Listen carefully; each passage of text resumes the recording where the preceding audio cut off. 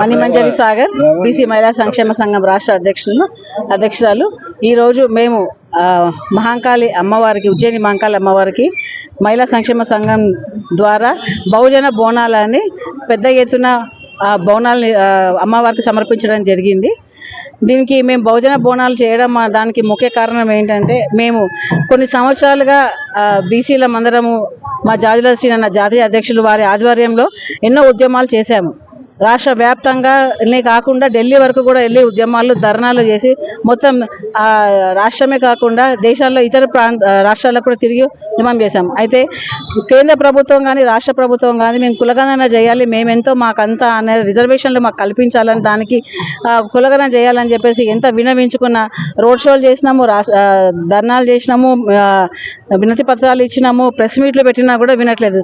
చివరిగా మేము ఇప్పుడు ఇంక ఇది మా మాట వినట్లేదని అమ్మవారికి బహుజన బోనాలు అనేసి ఒక 100 మంది మహిళలతో మేము బోనాలు చేసి అమ్మవారికి సమర్పించుకొని అమ్మవారికి విన్నవించడం జరిగింది. అమ్మ మా కులగణన జరిగేటట్టుగా మీరన్నా ఆశీర్వదించాలి, ఈ రాజకీయ నాయకుల బుర్రలలో ఈ బీసీలకు ఏమైనా చేయాలి, వీళ్ళ కులగణన చేయాలని ఆలోచన పుట్టించే బాధ్యత నీదే అని మేము ఇప్పుడు ఈ బాధ్యత అమ్మవారికి అప్పచెప్పాము.